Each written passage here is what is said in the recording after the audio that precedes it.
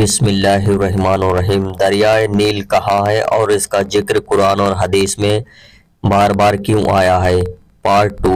پہلا پارٹ ضرور سنیں، تبھی آپ کو ویڈیو کی مکمل معلومات ہوگی۔ تو چلیے واقعہ شروع کرتے ہیں۔ صبح ہوتے ہی فرعون اپنا تھیلا لے کر اس جگہ پر پہنچ گیا، جہاں پہنچنے کے بعد اس نے اپنے کپڑے بدلے، شاہی لباس اتار کر سادہ لباس اور سادی سی ٹوپی لگا کر زمین پر لوٹ پوٹ ہونے لگا اور دعا مانگنے لگا، اے زمین اور آسمان کے مالک، اے ساری کائنات کو بنانے والے رب، میں نے تیری بہت نافرمانی کی ہے اور تیرے بندوں پر بہت ظلم کیا ہے، لیکن اب میری جان پر بن آئی ہے اور میرے رب اب لوگوں میں میری عزت رکھ لے، اب مجھے ان لوگوں کے سامنے ذلیل اور رسوا ہونے سے بچا لے، بے شک میں جانتا ہوں کہ اصلی خدا تو ہی ہے۔ دوستو، آپ یہ جان کر حیران ہو جائیں گے کہ فرعون کی دعا قبول ہو گئی اور دریائے نیل پھر سے پہلے جیسا بھر گیا اور اپنی تیز لہریں مارنے لگا، پھر تر و تازہ ہو گیا جیسے کبھی سوکھا ہی نہیں تھا۔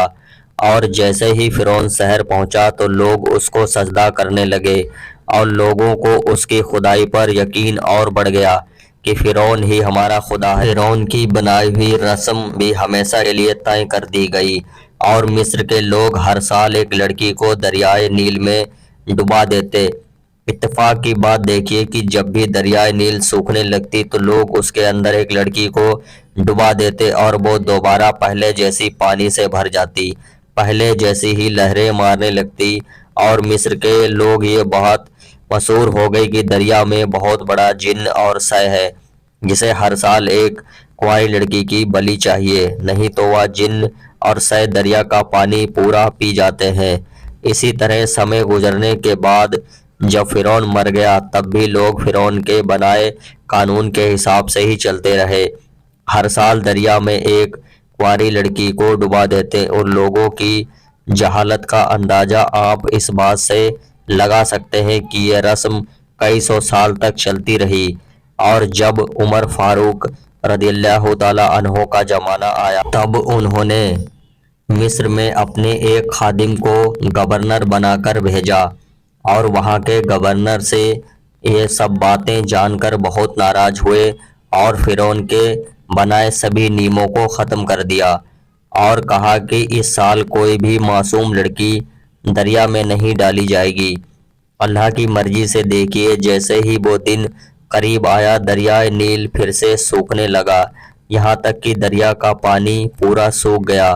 لوگوں میں نراسا اور خوف بڑھ گئی کہ صدیوں سے چلی آ رہی رسم کو ختم کرنے کی وجہ سے جن اور سے ناراض ہو جائیں گے اور ہم ہمیشہ کے لیے پانی کے محتاج ہو جائیں گے۔ اس کے بعد مصر کے گورنر نے حضرت عمر رضی اللہ تعالی عنہ کو یہ خط لکھا اور خط میں سارا معاملہ لکھا کہ ہمارے یہاں یہ سب ہو رہا ہے، آپ اس کا کوئی حل نکالیں۔ حضرت عمر رضی اللہ تعالی عنہ نے خط کا جواب لکھا اور کہا، اس سال ہی ظلم کرنے والی جاہلانہ رسم کو ترنت ختم کرو، اور ساتھ ہی میں ایک اور خط لکھ رہا ہوں، اسے دریائے نیل میں ڈال دینا۔ حضرت عمر رضی اللہ تعالی عنہ نے اس خط میں لکھا کہ اے خط اللہ کے بندے عمر کی طرف سے دریائے نیل کے لیے ہے، دریائے نیل ہر تو اب اپنی مرضی سے چلتی تھی تو ہمیں تیرے پانی کی کوئی ضرورت نہیں ہے،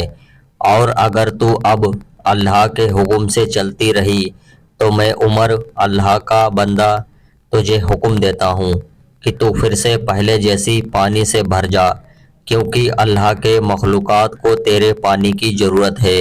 اور وہ سب پانی نہ ہونے کی وجہ سے پریشان ہیں۔ جیسے ہی حضرت عمر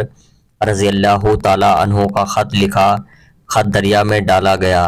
تو جیسے ہی حضرت عمر رضی اللہ تعالی عنہ کا خط لکھا ہوا خط دریا میں ڈالا گیا تو دریائے نیل پانی سے بھر گیا، اور ایک ہی دن میں اس کا پانی پوری طرح سے بھر گیا، بلکہ وہ پہلے سے بھی زیادہ لہریں مارنے لگی، اور اسی طرح سے مصر کے لوگوں میں ہمیشہ کے لیے وہ جاہلانہ اور ظالمانہ رسم ختم ہو گئی۔ سبق یہ ہے کہ فرعون اتنا بڑا ظالم اور اللہ کا نافرمان تھا لیکن جب اس نے سچے دل سے اللہ کی بارگاہ میں رو کر دعا مانگی تو اللہ تبارک و تعالیٰ نے اس کی دعا قبول کر لی، کیونکہ اگر ہم بھی اللہ تعالیٰ کی بارگاہ میں سچے دل سے دعا مانگیں گے تو اللہ تعالیٰ ہماری دعا سنے گا، بے شک اللہ ہماری بھی دعا کو قبول کر لے گا۔ سبق نمبر 2 یہ ہے کہ دوستو ہمارے سماج میں کچھ ایسے جاہلانہ رسم بھی ہیں جسے صرف اس لیے جاتی ہیں کہ یہ رسم کئی سالوں سے چلتی آ رہی ہیں، لیکن یہ کوئی اچھی بات نہیں ہے کہ کوئی غلط رسم پہلے سے چلی آ رہی ہو اور ہم بھی اسے جاری رکھیں۔ ہماری شریعت میں یہ سکھاتی ہے کہ ایسے ہی برے کاموں سے فوراً توبہ کر لینی چاہیے۔ ایسے ہی اسلامک واقعہ کے لیے ہمارے چینل کو سپورٹ کریں۔ ملتے ہیں اگلی ویڈیو کے ساتھ۔ ویڈیو دیکھنے کے لیے شکریہ۔ اللہ حافظ۔